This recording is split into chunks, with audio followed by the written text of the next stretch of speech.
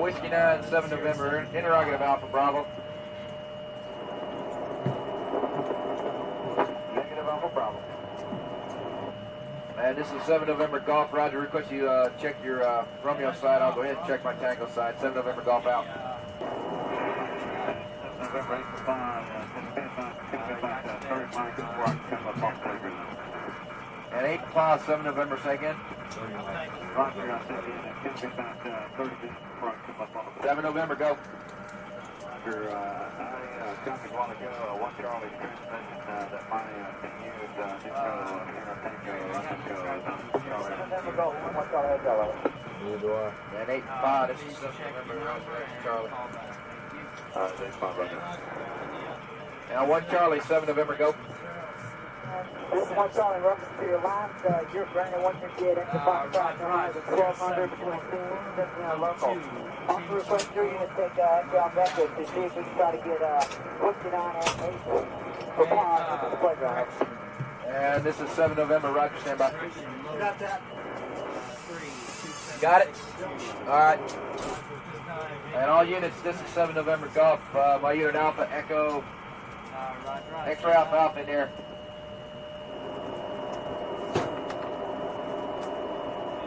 One Charlie, Alpha Bravo. Hey, I never took a dip. I forgot to take a dip. Whiskey 9, 7 November, interrogative Alpha Bravo.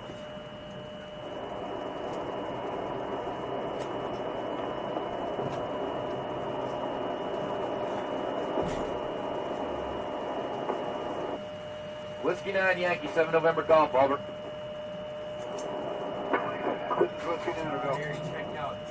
Whiskey 9, 7 November, interrogative Alpha Bravo.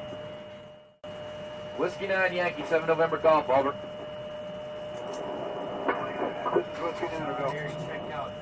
Whiskey 9, 7 November, interrogative Alpha Bravo. Negative Alpha Bravo. And this is 7 November Golf. Roger, request you check your Romeo side. I'll go ahead and check my Tango side. 7 November Golf out. November 8-5,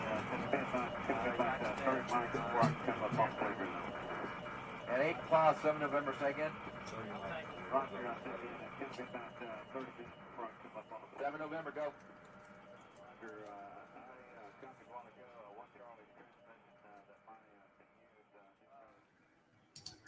Hey, thanks for making it to Veterans Info Tap, the Civ Div, Veterans Daily, wherever you're joining us from. We appreciate you making it to the live. Definitely a little more, I guess, impactful when we can get together live and share some information with you. Look, even when the government is shut down, Clay, there's still moving pieces and things are still kind of interweaving in and out, and maybe there's news out there that some folks are not aware of. And so just wanted to do this to try to reach everybody and let them know. We're going to talk about a few different things. We're going to talk about some legislation that's been introduced that's beneficial to veterans, talk about legislation that's already kind of been on the works and maybe even doing more than 1 or 2 circuits in the Congresses. And also the rating schedule changes, which we've talked about multiple times, but we need to keep that on the burner because it hasn't happened yet, and it will happen. And we just need to make sure that everybody's prepared, whether it's your first time or not. So the other piece, Clay, is that sometimes it sounds like we are a broken record sometimes. And there is a method to that madness, right? We have new brothers and sisters that are consistently joining and watching for the first times, and this is maybe new information. We need to collectively, I think, work to share the information directly, and it takes all of us, and sometimes it takes us listening to ourselves talk the same talk. So all that to say is, hey, look, thank you guys so much. We appreciate your, and I know I'm talking a lot, Clay's tired. We appreciate you so much. It's unbelievable. And without you guys, we're nothing, right? So it's really, we're just kind of the spokesperson for us in a lot of sense. in sharing the word, and it really does. It's all of us. We're all equally important. It's just we have different kind of jobs, right? So we appreciate you sharing information, liking, subscribing, all that stuff, letting videos run. All of that helps to keep the momentum going, and we really do appreciate that. And I know I'm speaking for Clay too. So Clay, I'm going to let you just kind of say a few things because I feel like sometimes I just talk too much. So Clay, Yeah, how you doing? I got you. I'm a little tired. All right, I'm a little tired. I do see a question here that I think is pertinent. We can just get this off the table right now. It says, have we heard VA disability payments are going to be late during the shutdown? That answer is no. Okay, payments aren't going to be late at all. That would affect your November 1st paycheck because it's for the prior month. And so everyone's going to get their November 1st paycheck. I knew if we didn't answer that question, that was just going to like, everyone was going to be a little on edge there. But yeah, there's a lot of changes happening. Some are good when it comes to legislation. Most recently, Made a Richer Star Act just got shot down pretty hard too. It didn't even go to a vote, which is weird because the person who shot it down, it was one person. His name's Wicker, Senator Wicker. He's a retired Air Force officer, meaning he did 20 years. And the reason he shut it down, he makes a statement. Basically, he says that's double dipping, which is weird for him to say that because you would assume a retiree has at least 50% disability from the VA. And if that's the case, then you get CRDP, which means you get your full retirement, full VA. And so I'm curious if he's double dipping himself, but he used that as an argument to shoot down the Made a Richer Star Act. And I do want to hit on that because everyone thinks it's only about 50,000-ish veterans. So let's just call it 60,000 just to kind of give some buffer space right there. It's a small number, 60,000 veterans, and it's not like the people rolled their ankle and got medically retired. All right, I had the VFW's national legislative director in my basement like a year and a half ago. All right, He was medically retired, and he was medically retired because he stepped on an IED and blew his freaking leg off, okay? And the running thing around the VA, which, by the way, is fake news, this 4-year administrator never deployed, got 100% for PTSD, but the guy with no legs got denied. Like, that's fake news. Don't listen to it. Right. Except in this case, it's not the VA denying the veteran, it's Congress. And let alone that, it's a retired Air Force officer who is probably collecting CRDP, who's double dipping, who kind of blocked it to a vote. Now, I don't think it would have passed a vote anyways, personally, because anything with money involved right now is not a good topic to have in the government. So that's, I think, this legislation that we took a loss on. It doesn't affect me, obviously. But those who are affected, I would argue, are the most disabled of the veteran community, right? And it's like, well, that sucks. Yeah, I'm on the same page. Look, it doesn't affect me, and it doesn't affect the majority of veterans out there, right? The majority of veterans never retire, right? The majority do their time, they get out. Doesn't affect me, but I am a full supporter of it. I think that it is it's an absolute must. And the other piece that was said in the reasoning for not allowing it to move forward by him was that there was no offset, right? There was no funny offsets, right? How funny. So, but there was no way to pay for it. In my opinion, there's no way not to pay for it. Like, you just have to do it. You just have to suck it up and do it and figure it out. I don't really care. In the giant, huge picture, it's nothing. Sure, it's a decent amount of money, but in the big picture of government spending, it's not. And it's really a sad situation. I would, look, here's the thing. And then we're going to move on from this. There's several pieces of legislation I want to throw out to folks and just kind of start talking about some things. But before I switch gears, when it comes to legislation and things, we really have to be, I don't know, call it toe the line. I don't really know what the right word is, but we need to come together, even when it doesn't benefit you specifically, right? Because many voices are what make things happen, and a win for one is a win for all in this world of veterans benefits. And I think that making the phone calls, and when I say making the phone call to your congressional member, it can be something as easy as make the phone call. If you don't want to talk to a person, then fine, call after hours, leave a message, and just say that you're disheartened and you hope that they do whatever, right? Whether it happens now or it happens in the future, we just need to let Congress, both in the House and the Senate, know that we're paying attention. That's us as the veteran. It's us as the spouse. It's us as the dependent child that's old enough to vote. Imagine if your congressional member is getting 1,000 phone calls about this, or emails, or people stopping by their office, or whatever. That's how we put pressure. There's plenty of loud groups out there. We need to be one of them, in my opinion. So we'll stop beating that dead horse, sadly, for a minute, Clay. And I just wanted to throw out just a few, I'm not going to deep dive into them. I'll let you kind of decide where you want to go. But I want to throw these things out there just to plant the seeds to know what we're going to be talking about. Number one, COLA, the cost of living adjustment, typically would have already been announced. For those that don't know, we already would have known by now what the actual percentage will be. Now, that sucks. Government shutdown slowed down all the processing of the indices for CPI, all that stuff. We now have a new date for that. So they're going to actually be pushing that out. That's good.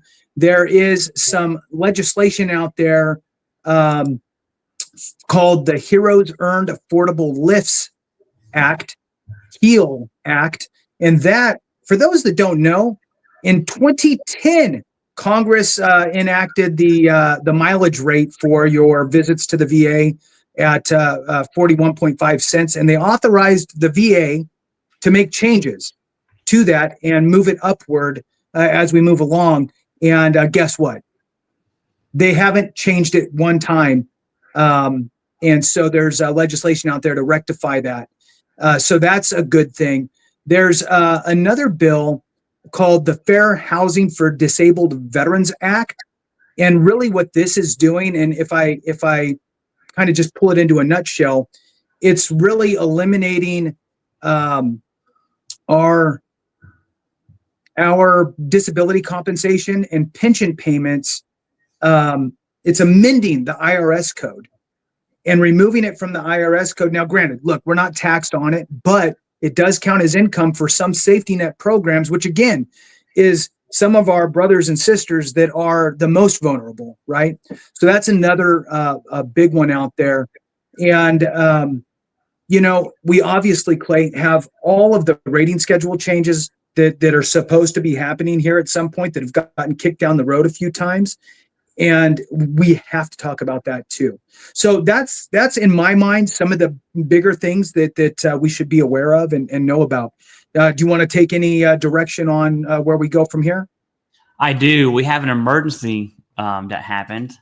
We have $100 donation, which is absolutely insane along for the ride. I feel weird. Just thank you. Okay. We definitely appreciate it. I don't know which channel it's on because we're streaming on the CivDiv, Veterans Info Tap, and Veterans Daily right now. But if it helps one of us, it helps all of us. I definitely appreciate that.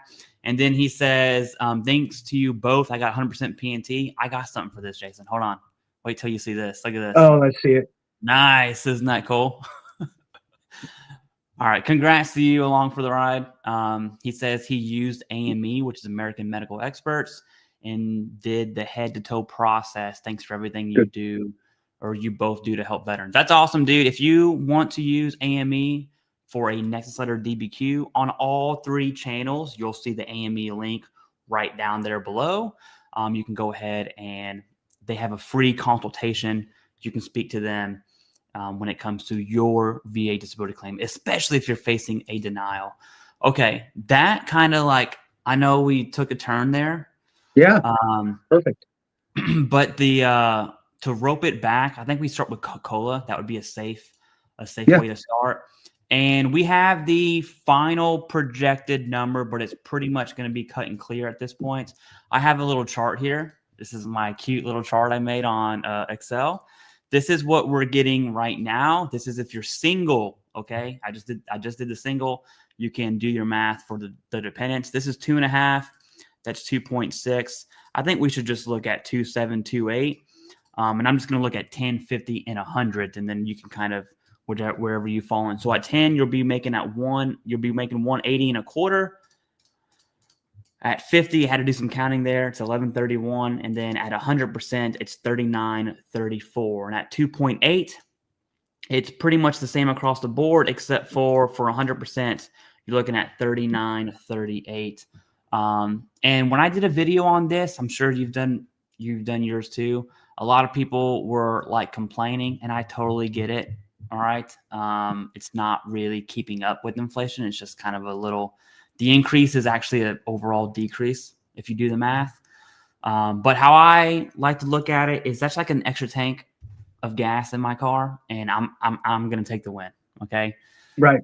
But yeah, so I think it's 2.83 or 76. I think it's going to round to 2.8. We'll have to see what it actually looks like, but it's said to be released on the 24th, maybe the 25th. Government shutdown is what it is. It gets kicked back later. Who knows? Right. Yeah. So the the CPI number. While you're talking, I'm gonna make this shareable to everyone. I didn't even think about it, and then I'm gonna post it on all 3 channels so that way people can have access to it. Yeah, perfect. So the CPI data, they're aware in that office that they need to calculate the CPI numbers, specifically the CPI-W indice, in order for Social Security to determine the actual COLA for September, right? So it's September numbers. We have July, we have August. We're waiting on September's.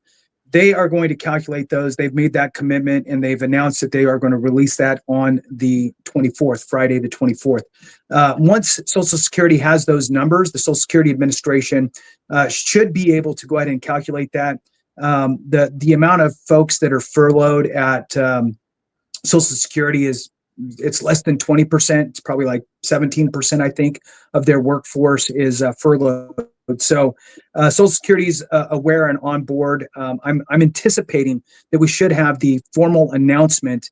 For those that don't know, a couple different things. One, Social Security announces the actual COLA, and then by legislation, VA is allowed to mirror that number for some specific VA benefits.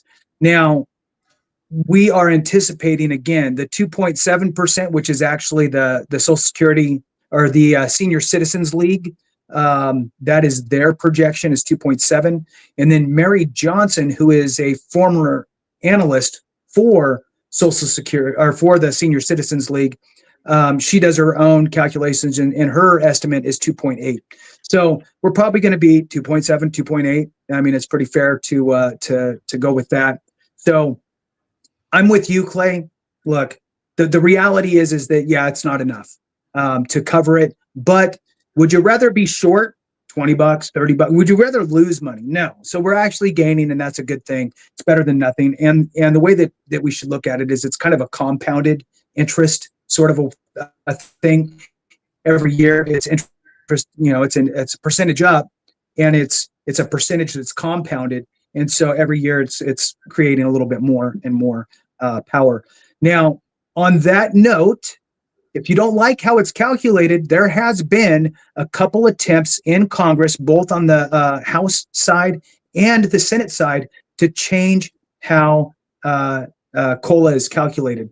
The most common change that they talk about is switching the indice from the CPI-W over to the CPI-E, which is the Consumer Price Index for the elderly. And if you look at the past 20 years, it would have increased by about 0.25% or so. So not gigantic, but again, it's compounding on top of itself. So over time, it's more. I don't think that we're going to get anything probably better than that. But as we move on, Clay, I think that we're probably going to see those types of things creep in again into legislation, and we'll make sure that we're informing folks, because again, it's one of those things to where It's the quiet mouths don't get fed. So, once we know that there's something out there that we want to jump on, we need to be rattling our congressional members' phone. And it's not just us; it's also our spouse, our dependent children who are old enough to vote. Everybody should be saying, "Yes, do that." So, anyway, that's my piece on the COLA. Back to you, Clay. Yeah, no. We have another super chat. Okay, I feel like we can't ignore these. Tuscan Raider, thank you very much. We all definitely appreciate that. Says supplemental claim, got an independent medical opinion. That's what IMO stands for, essentially a Nexus Letter.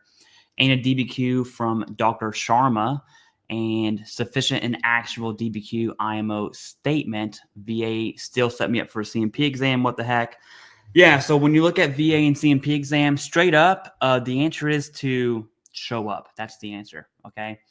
Anyone who tells you not to show up to an exam, you're playing with fire. There is a technicality there, but 99.9% of veterans need to show up to their exams, okay? Right. You can request the VA to rate your claim as is, and then you have to look at the VA's processing system too, and you'll find out that VA claims processors get more points for submitting your claim for development versus skipping that step and going straight to decision. So there's a lot of factors there, right? Like, is your DBQ and IMO actual insufficient? There's no way I can say that from this comment, right? Or did the VA claims processor just kind of go through the motions on your claim? We don't know, okay? But yeah, the answer to your question that you didn't ask is absolutely attend your CMP exam. But what I would do is, you have the evidence. You should know what your evidence is, especially if you already had your private CMP exam, if you will. And so now you walk into that CMP exam ready to crush it. Don't talk about symptoms. That doesn't matter yet. Talk about the basis of service connection. Symptoms matter, but they don't if you skip the basis of service connection. I think a lot of veterans kind of get that on them. There is, since we did mention the government shutdown, there's rumor mill that GI Bill payments and VRE payments are delayed because of the shutdown. That's a half truth, okay? And so from what I understand is the VA is still processing GI Bill payments and VRE payments, except the computer system that they used had a glitch, okay? And I'm quoting that from, I think it was Stars and Stripes. Their system stopped working, and so now all these claims processors for education are doing them by hand. And so you can just imagine that's going really, really, really slow. And how many dependents and veterans are using education benefits right now? Right. I don't know that answer, but I do know that payments are going to be delayed. And the reason is not because of the government shutdown. It's because of the computer glitch. Now, you can't call about it because of the government shutdown. So that definitely sucks. But yeah, one of the, sorry, we're kind of like tree branching everywhere. To bring it back to legislation, you did bring up that there's legislation to change the IRS tax code for that. That's something that's like kind of way over my head. And I would highly recommend if you fall into that safety net, I'm just going to say welfare. If you fall into that welfare category as a veteran, 100% what I would do is talk to David Piatek from VA Housing Education. Even if you're not looking to buy a home, right? If you just want advice on, hey, what's the best posture for me? Reach out to him. Absolutely. He is a lender for the veteran, so he can help you with the home. But he is there. I've sent so many people to him that didn't use his services that he still helped. And so he's just a good dude in that manner. Back to you, Jason. Right. Yeah. And I think part of the point there on reaching out to David is the fact that even if you're using safety net programs, or you're only receiving VA disability compensation or VA pension, these things can be grossed up incomes if they're not taxed. And you could potentially buy, a house somewhere, depending on what state you're living in or where you're living at in that state, for sure. But definitely options for folks. Better to pay yourself, pay off your own house than pay somebody else's house off. So a couple different things kind of as you were talking, Clay. One, when it comes to DBQs, okay, a DBQ will not automatically, like Clay said, just make it to where the VA doesn't set you up for a C&P exam. And the overwhelming answer is you don't miss it. If they do it, just go to it and consider your DBQ as just more strong evidence that's in your favor in the event that you need to do anything with that, right? If you need to do a HLR, if you need to push to a supplemental and add more stuff, you can always reference back to that stuff. Utilize your DBQ as kind of we'll call it a cheat sheet to read off of if you got one done by somebody like Sharma, or if you got it done by AME, American Medical Experts, because they know what they're doing. Here's my advice to people, and I want people to get some real clarity onto this. DBQs are great if they're filled out appropriately. Yeah. Otherwise, you could shoot yourself in the foot if you don't know what you're doing with it. It's a blank form. There's nothing in it. So if you just print out the DBQ, take it to your doctor's office, leave it at the front desk and say, hey, can you have the doctor fill that out for me? And then leave and then come back and pick it up in 3 weeks. Chances are you're not going to have the information that you need in that DBQ to support your claim in the way that you're wanting to. So just know that.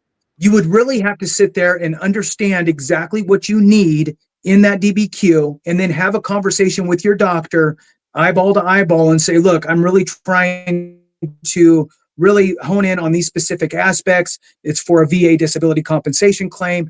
This is what the schedule of ratings looks like for this condition. I really need to talk to these things in this DBQ. That's how you're going to get the right information in there. So just having a blank DBQ doesn't understand what the no-go. Just, you might as well not even submit it most of the time. There are going to be certain circumstances where, sure, it worked down and you feel like you got it done right.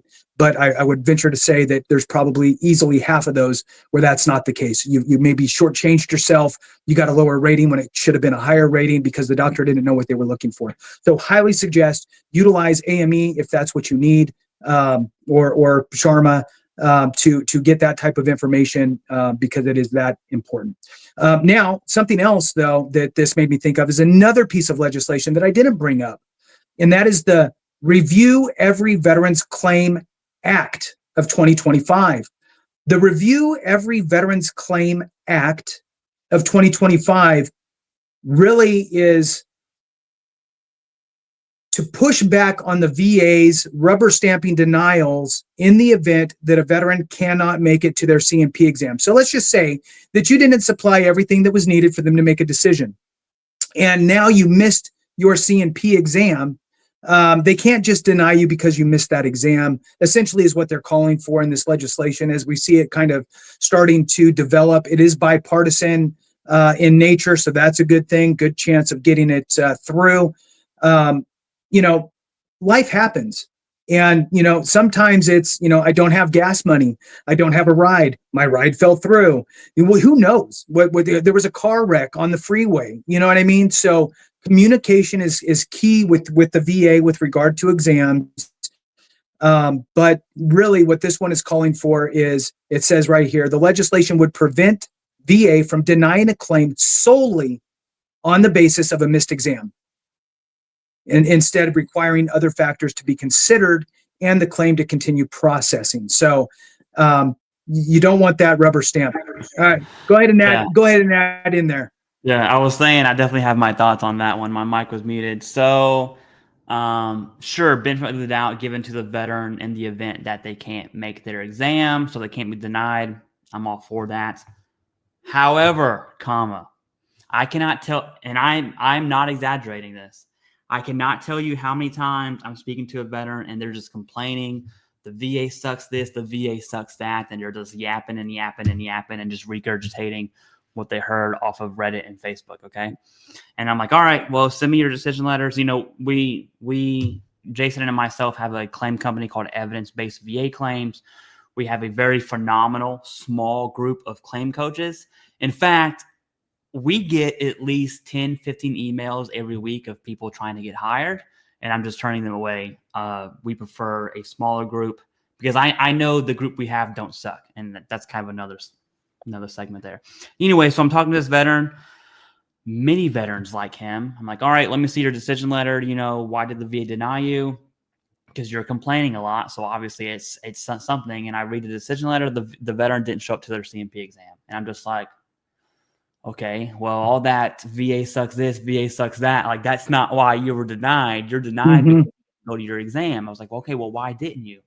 Oh, I just didn't. Blah, blah, blah. Excuse here, excuse there, excuse there. I forgot. And I'm just like, okay, well, that's pretty crazy that you couldn't make time for it if it wasn't an emergency situation. The reason why I think it's crazy is because we're not even going to say 100. We'll say 90% is what, $2,400 a month of non-taxable income, which is $2,400. You multiply that by 12, right, per year. That's a lot of money. Okay, that's a lot of freaking money, and your VA claim is $1 million deal. And so while I don't think the VA should be denying veterans on legitimate absences from CMP exams, I also think veterans are, and I'm so going to get hate for this.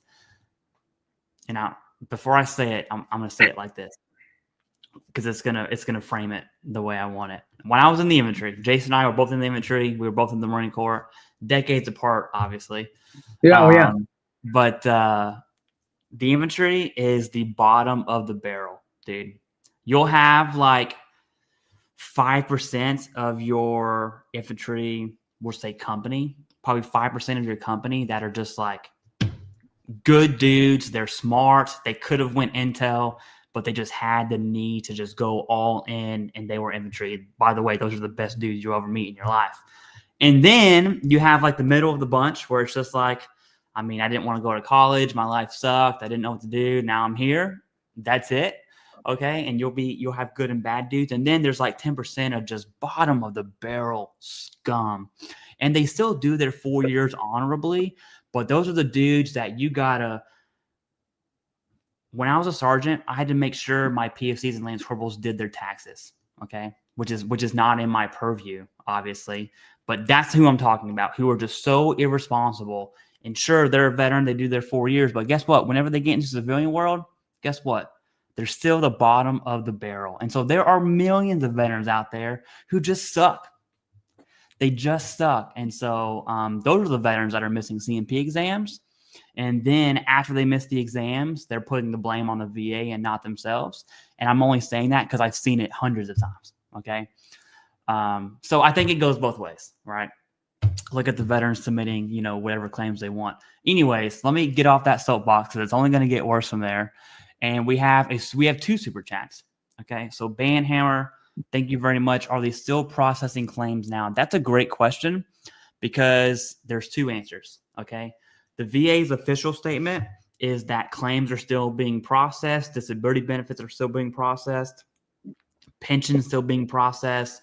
And then healthcare is still going to happen. That's the official statement.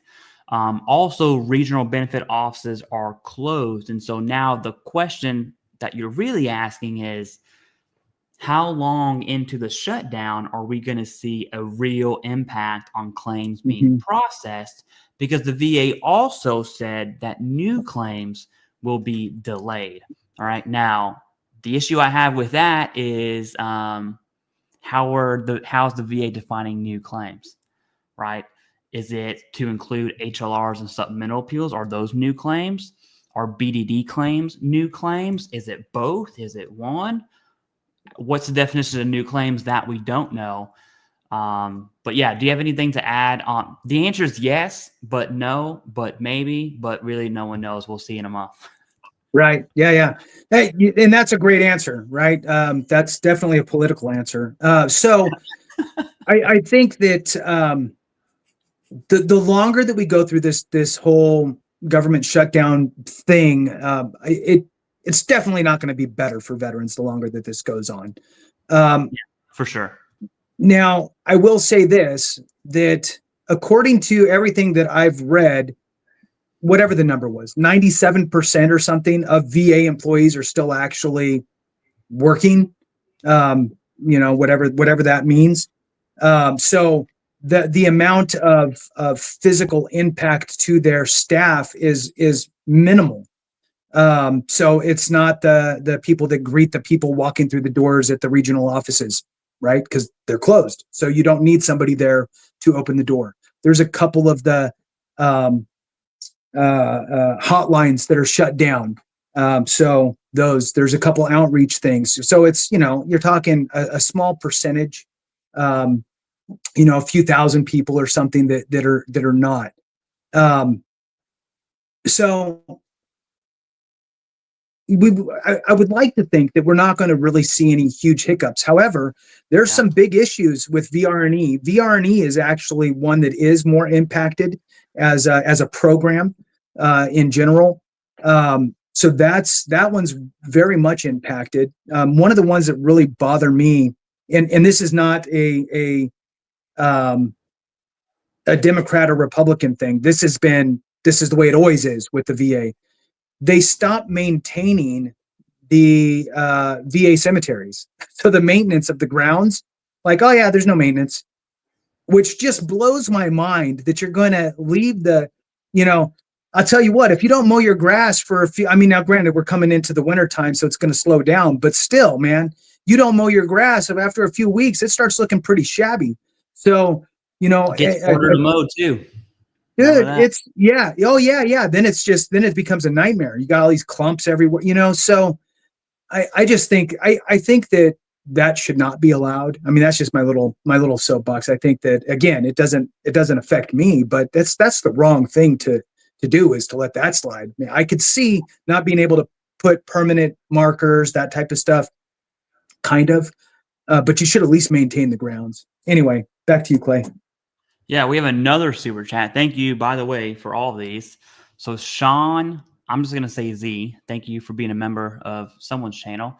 Says, you are all amazing. Thanks for that. I actually look forward to watching the updates. I have not used your services yet, but have several claims out there. Then he has a two-parter. And real quick, we do have a claim company, Evidence-Based VA Claims. You can email us at vaclaims@ebvaclaims.com. You'll see that down below as well. And then the second part is waiting for a decision to come. If I'm denied, I will reach out.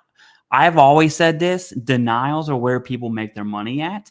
That's why attorneys and agents can charge on denials, because they're actually difficult. And so if you're facing a denial and you don't want to pay, 20, 25, 30% of your back pay, hit us up. We can at least take a look at it. We have a very small group of trained people on our team. One of them being a retired VA rater, and he trains like everyone else. And then when they have a question, they kind of rely on him. And it's just we have a really good small network system. And we're running, by the way, Jason, I don't know if you've seen our numbers this month. We're going like 100 miles an hour. And we took some time off this month. So yeah, everything's going great on our end.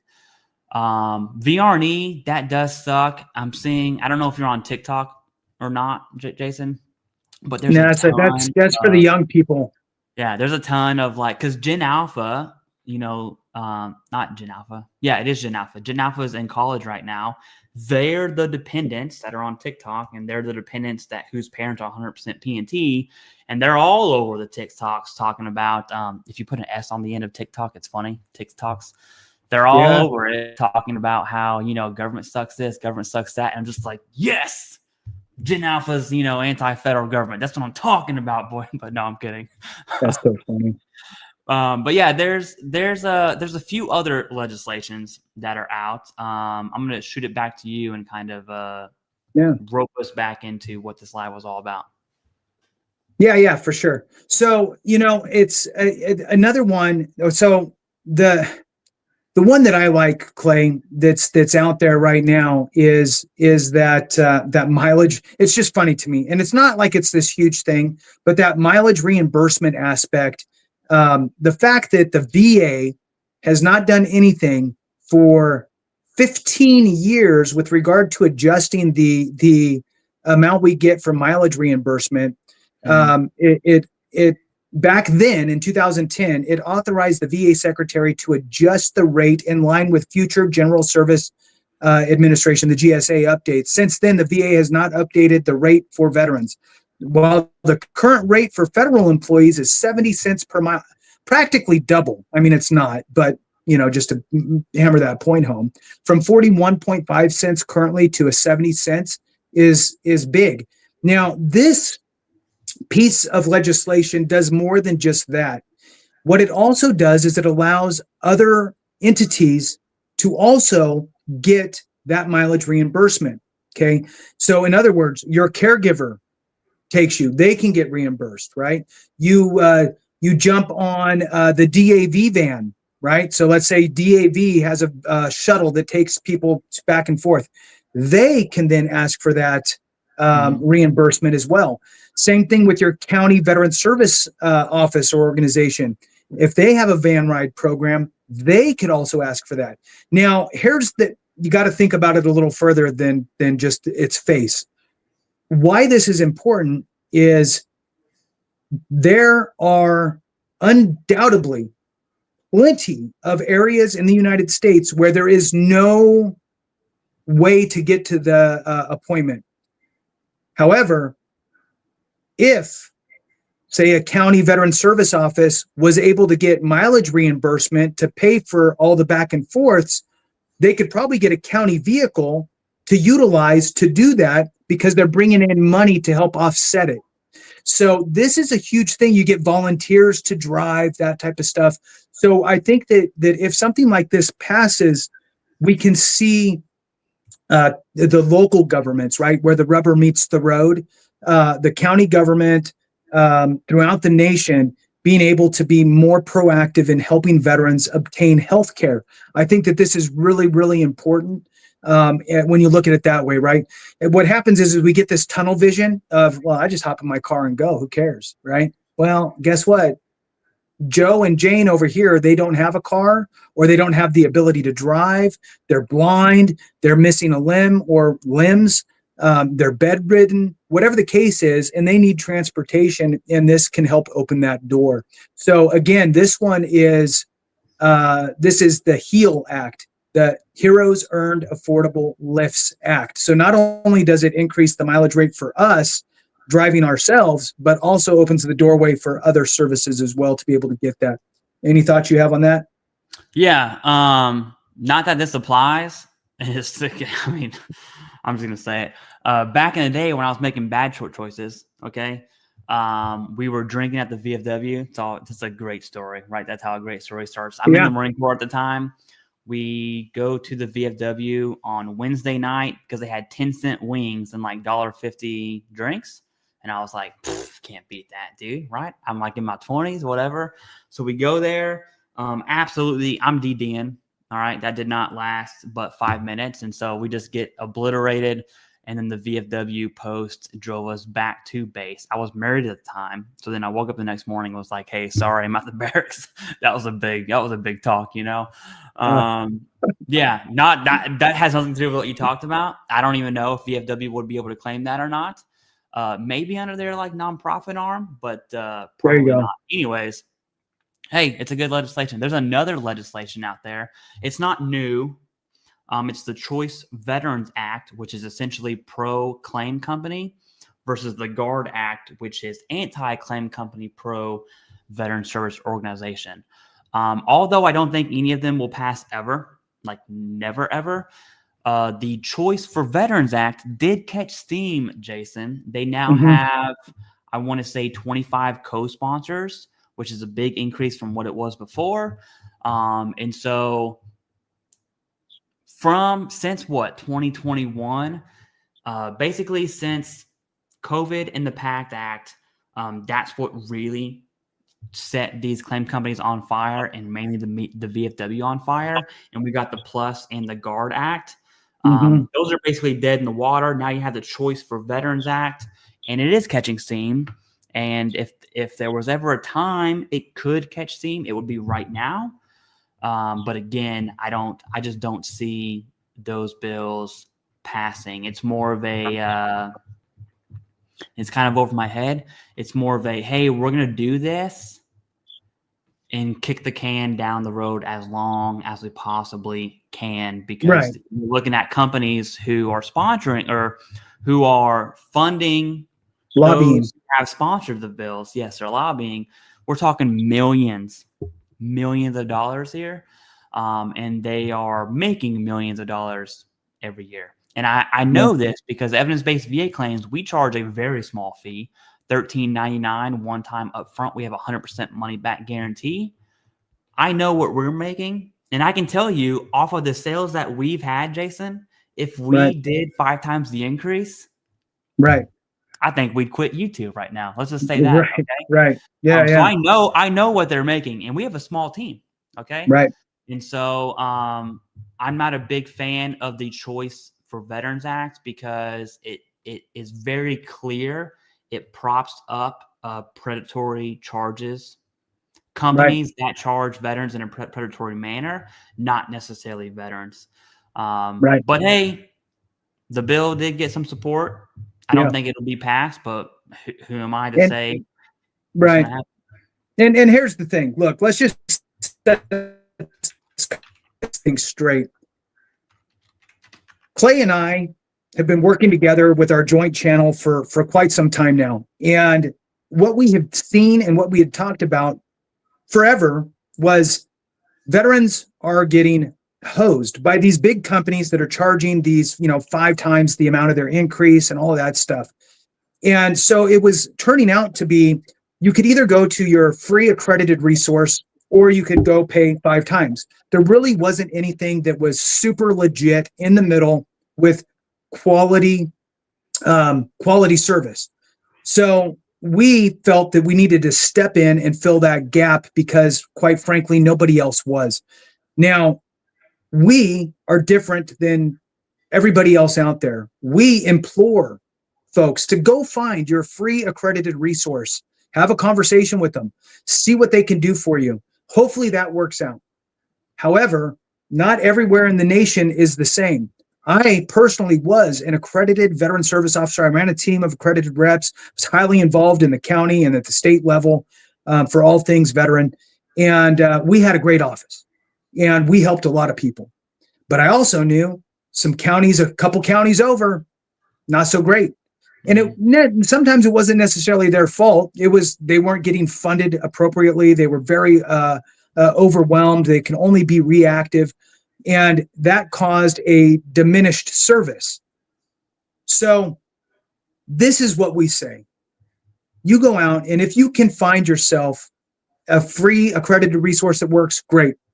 If they're capable and competent, awesome, go with it. If not, we're here to help you. And that's what really sets us apart. And then the fact that we hardly charge anything just to keep the lights on, keep things going, keep the wheels moving, keep our staff good. We're committed to really doing it at kind of the bare minimum. We guarantee, like Clay said, now you get a free email consultation.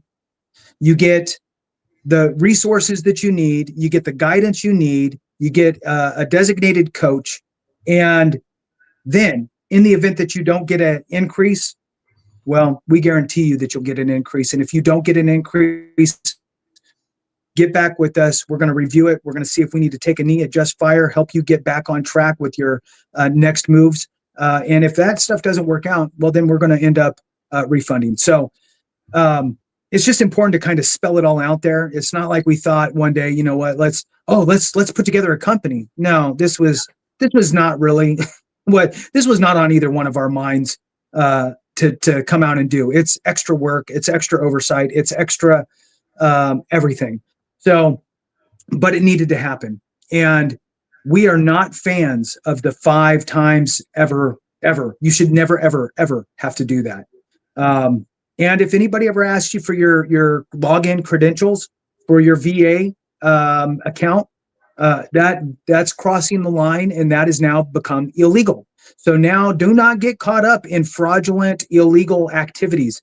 We are above the board, legit, and we will help you get what you deserve in the best way possible. Anyway, that's a long story. Now, let's talk about this, Clay. We have still upcoming changes to the rating schedules. And, if we don't talk about it, it disappears and it's not going to happen.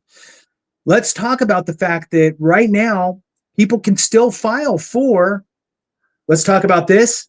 And then let's also talk about Washington Post real quick, just because they suck. Yeah. So, I talked about that so all in day. fact, yeah. So first, I'm just going to lay this out there, and then I'm going to loop back. We'll talk about Washington Post, then we'll dive back into the changes real quick. So, just for everybody's awareness, the rating schedule changes. They've already changed. The VA has already been on a constant changing of rating schedules path for nearly a decade, and they've changed about 10 rating schedules. The most recent legitimate changing of the rating schedules was for the digestive system. That was a year and a half ago or whatever.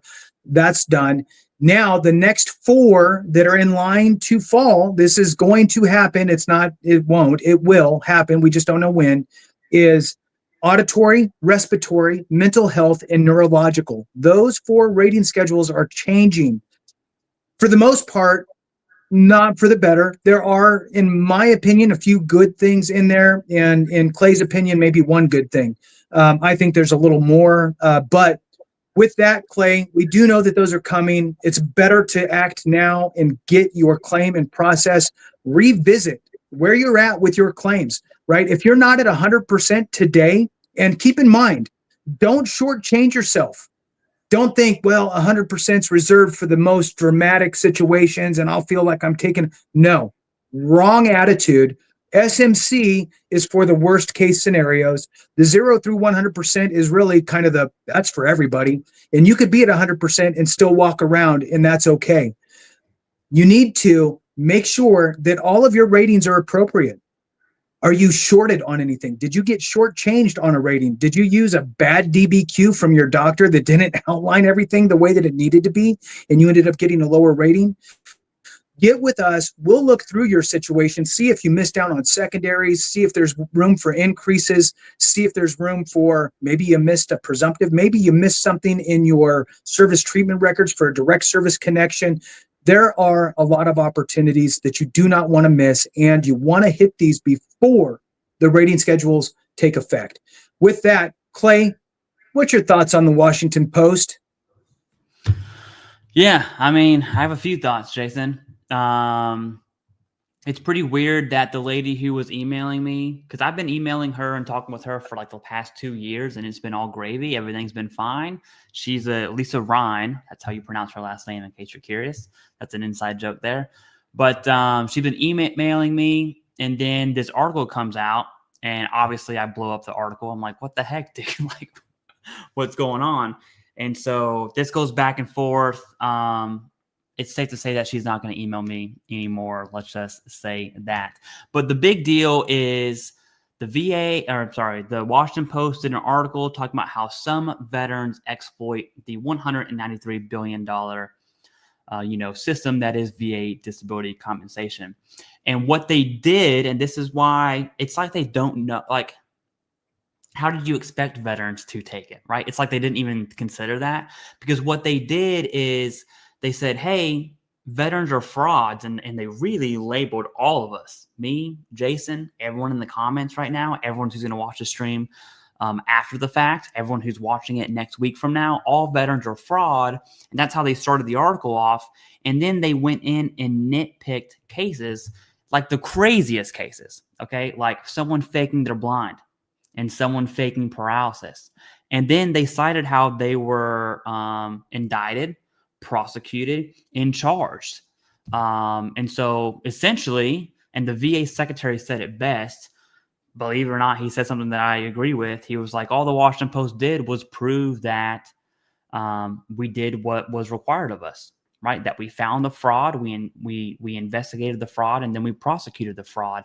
But the Washington Post was talking about fraud and then said all veterans are kind of committing these heinous acts here.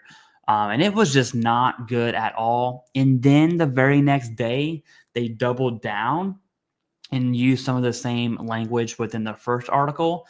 And then now I'm kind of fast forwarding the story a bit. He's a Senate, is he Takano? Mark Takano. Yeah, he's a congressman out of California. Yeah. So he's been posting against the Washington Post, which is weird.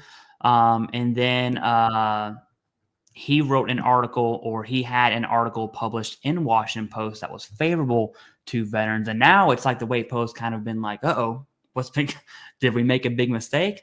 So that's what's going on. Charlie T, thank you very much. We definitely appreciate that. And then we had a second one here too from Gunnery Sergeant. Sorry, with the minion. This is so cool. You all rock. But yeah, the Washington Post sucks. I think they overly labeled all veterans. And then at the same time, so 100% Washington Post sucks. But I do want to say, I don't think veterans should be all over the internet talking about how they're getting VA disability. I just saw a TikTok today. I know I'm on TikToks, okay? Very young, and I see them every day.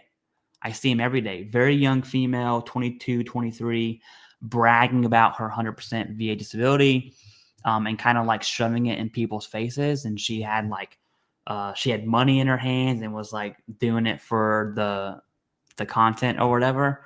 Listen, that's not the image you want to give the American public, because we are paid by taxpayer funds. Okay. Right. I mean, that's bottom line. And so in one sense, there is an argument there. And I would say if you tell a civilian about your VA disability, you should expect a civilian answer. Like that should be expected. Just like if the Washington Post slams veterans, they should expect a veteran answer. And so just food for thought. Washington Post sucks, but I also think veterans can be better at not being stupid, I guess is what I'm trying to say. Yeah, no, I 1,000%. So yes on that, but back to the Washington Post piece. It does two super negative things. Okay, let's take the veteran piece out of it for a second and just go with the Washington Post aspect. It does two horrific things. One, it pits the American public against the veteran. Okay, so, and for those of you that haven't read the Washington Post thing, we've done a few videos on that. So it pits the American people against the veteran. Number one, that's horrible. We do not need that in our nation. In a nation, and in my opinion, and maybe you guys agree, and I get it, I'm talking to a veteran community, so I'm a little bit safe in doing this, I guess. I feel like we're going backwards with where we should be in regard to, there needs to be a little bit more patriotism, right? Hey, thank you for your service type of thing. I know that we don't love to hear that, but at least feeling like it's appreciated in some sort of a weird way, even if it's not spoken, there needs to be a little bit more of,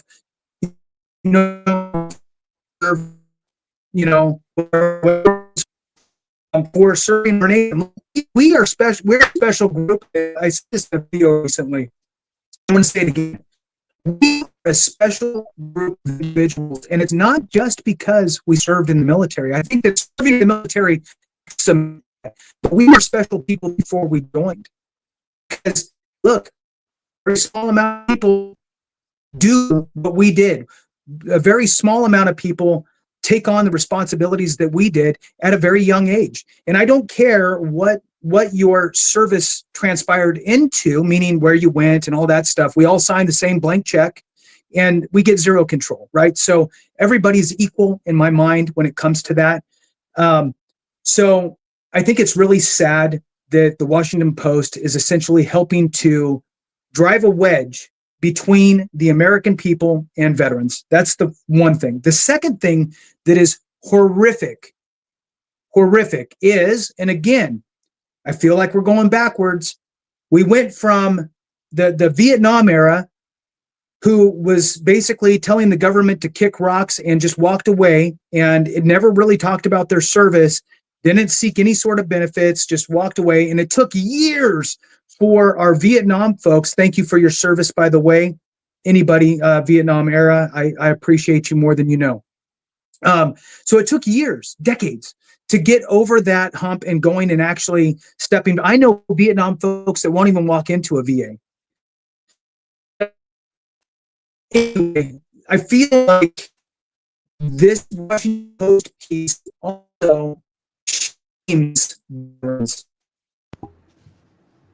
That is, if keep in mind, 7% of veterans did not file or aren't receiving VA disability compensation. 70% ish. So what about if they're thinking about, well, maybe, maybe enough people talk to me about it. Maybe I heard Jason enough. Maybe I heard Clay enough. Maybe now I'm thinking I'm going to do it. Then they read that Washington Post piece and are like, oh, never mind. I don't want to do that, because now you've been shamed. So what does that do? Let's bouncing ball, because this is shit that drives me nuts, Clay. Imagine for a second. The person has PTSD, MST, any host of service connectable conditions, but they haven't went to the VA. There's a lot of them out there. And now they've been shamed by the Washington Post, so they don't go file their claim. And guess what? Their VA disability claim is the conduit into the VA healthcare system where they can actually get treatment. And now, thanks to the Washington Post, we got people not getting treatment. This is the way that I look at it, and it really pisses me off, Clay. It really does. And, I wish that there was something more that I could do. Unfortunately, Washington Post makes me pay for a subscription so I could read their garbage articles to share them with everybody. Otherwise, I'd cancel it. Anyway, so that's just my thoughts on it. And it really does rub me the wrong way on those 2 points, right? It shames veterans and it pits the American people against the veteran. Last piece I'll say, Clay, and I'll kick it back to you, is yes, I agree. We don't need veterans out there on the TikToks, as you say, doing stupid things, talking about government money. That's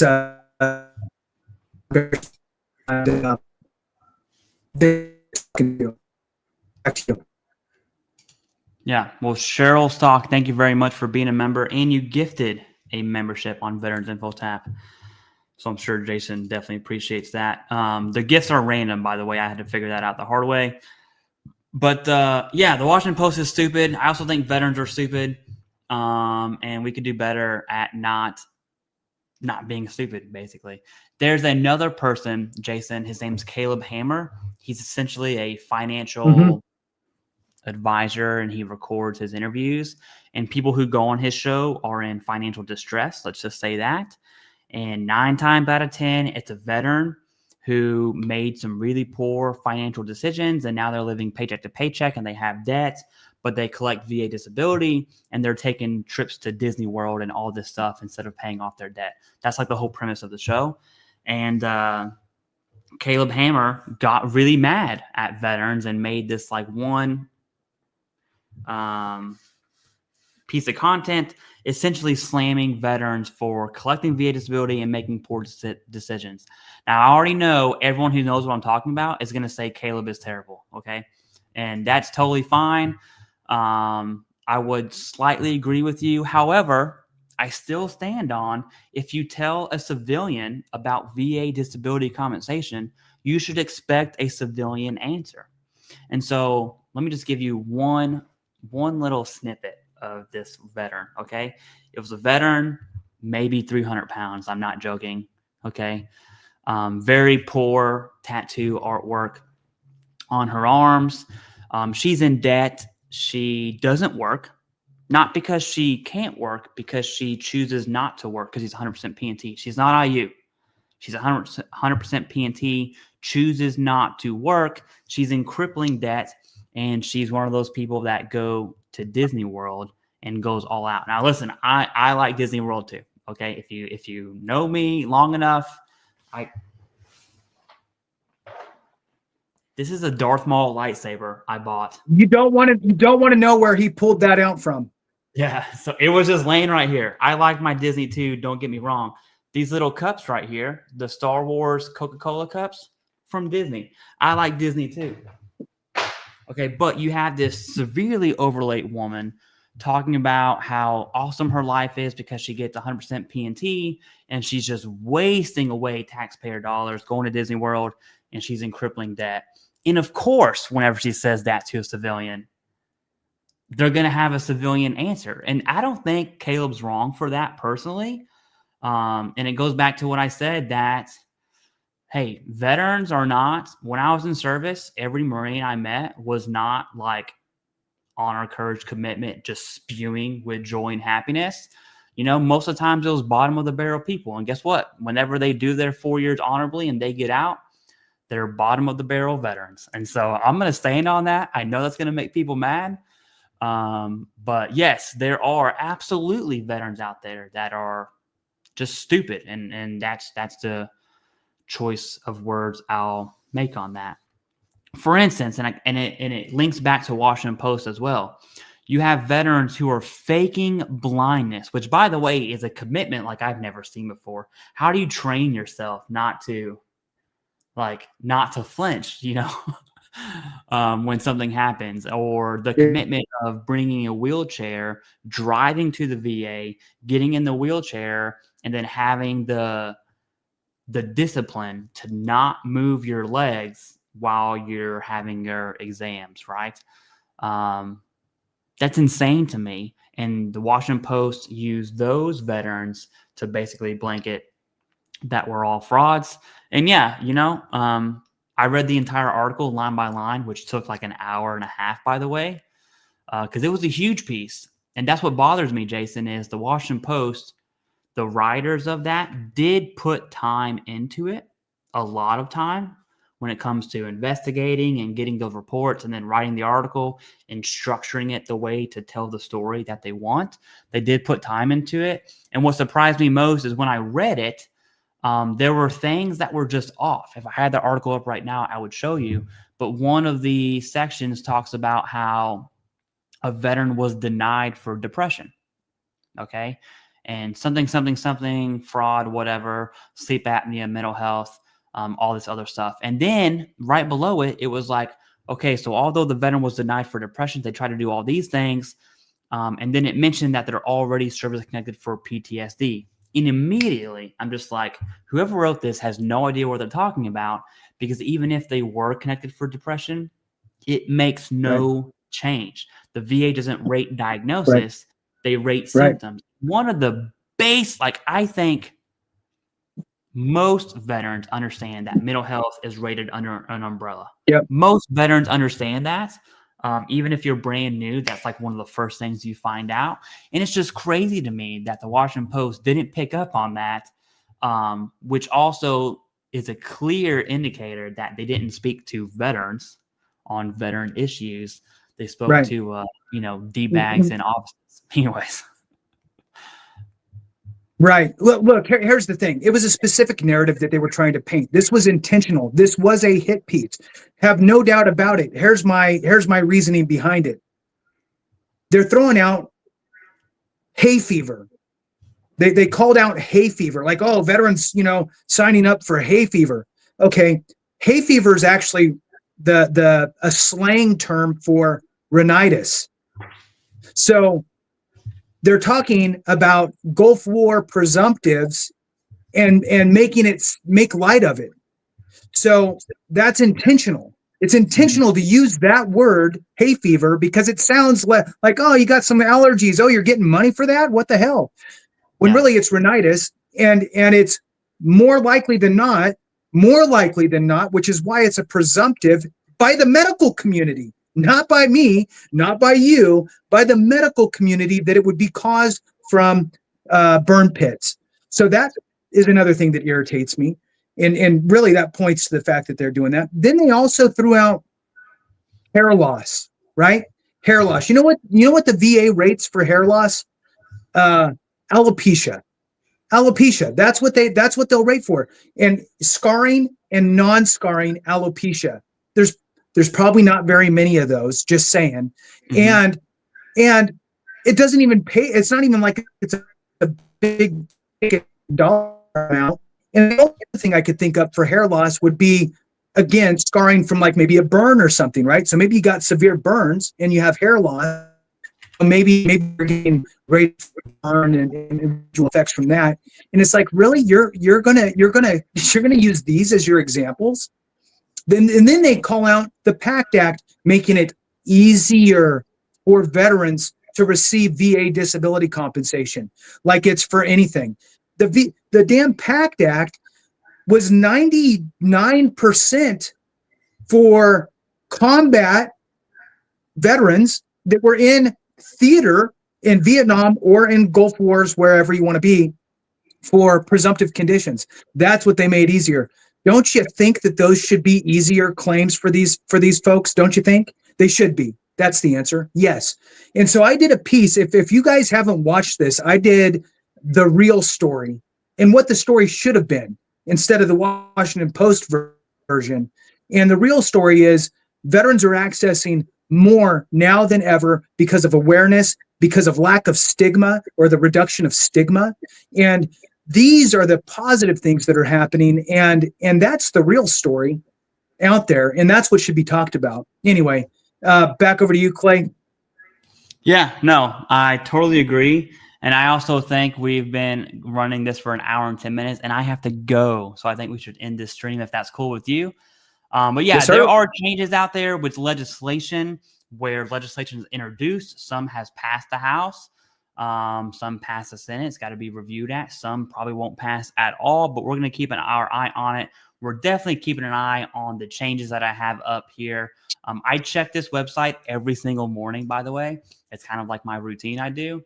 And yeah, so if anything changes, you'll be the first to know because we will probably be the first to know. But anyways, Jason, that's all I got. If you want to go ahead and take it away from here. All right. Hey, thank you guys so much. We really do appreciate all of your continued support day after day and month after month and year after year. We will be here bringing you the current and relevant information. We're always doing new videos. We're really not let's recirculate old stuff. We really give you new, fresh information, mindsets, things change. We try to bring that to you. So thanks again. One family, one team, one fight. We appreciate it all. Thank you so much for watching. We appreciate you. Have a great one. And remember, if we don't take care of each other, something went wrong.